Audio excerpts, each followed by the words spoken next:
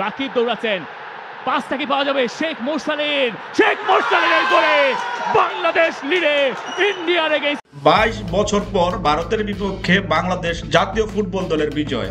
মঙ্গলবার রাতে ঢাকার জাতীয় স্টেডিয়ামে ভারতকে 1-0 গোলে হারায় বাংলাদেশ। 2003 সালের 18 জানুয়ারি ঢাকার জাতীয় স্টেডিয়ামে ভারতকে 2-1 গোলে হারিয়েছিল বাংলাদেশ।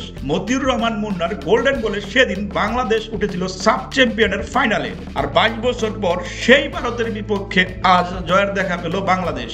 এবারের এএফসি এশিয়া কাপ বাছাইয়ে বাংলাদেশের এটি প্রথম জয়। 5 ম্যাচে 5 পয়েন্ট নিয়ে সি গ্রুপের 3 নম্বরে আছে বাংলাদেশ, 2 পয়েন্ট নিয়ে সবার নিচে ভারত। দলে ফিরেই বাজিমাত করলেন শেখ মোরসালিন। চোটের কারণে নেপালের বিপক্ষে সর্বশেষ ম্যাচে ছিলেন না বাংলাদেশি ফরওয়ার্ড।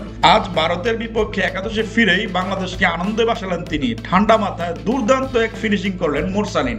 ম্যাচের 11 মিনিটে ভারতের গোলকিপারের দুপায়ের ফাঁক দিয়ে আলতো ঢোকায় বল জালে জড়ানো। তার ক্যারিয়ারের 7ম গোলে পাসটা অবশ্য দুর্দান্ত দেন রাকিব হোসেন। বাঁ পাশ দিয়ে দুর্দান্ত গতিতে প্রতিপক্ষের এক খেলোয়াড়কে ছিটকে ফেলে শেষ মুহূর্তে ডান পায়ে পাস বাড়ান রাকিব। তা থেকে বাংলাদেশকে এগিয়ে নিতে ভুল করেননি মোরসালিন। গোল পাওয়ার পর আরো কয়েকটি আক্রমণ সাজিয়েছিল বাংলাদেশ, তবে তা কাজে লাগেনি। অন্যদিকে ভারত সমতায় ফেরার সুবর্ণ সুযোগ পেয়েছিল ম্যাচের 31 মিনিটে। গোল বার ছেড়ে বল ক্লিয়ার করতে গিয়ে ভারতের এক খেলোয়াড়কে বল দেন গোলরক্ষক মিতুল মার্মা। গোলবারের শটও নিয়েছিল ভারতীয় খেলোয়াড়, তবে জালে জড়ানোর আগেই হেডে ক্লিয়ার করেন হামজা।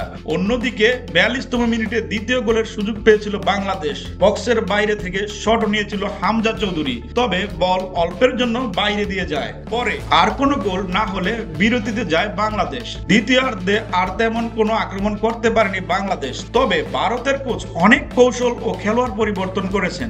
সমতায় ফিরতে ভারত আক্রমণের পর আক্রমণ করলেও দৃঢ়তার সঙ্গে সেসব সামাল দিয়েছেন হামজা সুমিত্রা। এএফসি এশিয়া কাপের মূল পর্বে যাওয়ার স্বপ্ন আগেই শেষ হয়ে গিয়েছিল দু দলেরই, কিন্তু এই ম্যাচ দিয়ে মর্যাদার লড়াই, সে লড়াইয়ে মাথা উঁচু করে জয় তুলে নিল বাংলাদেশ।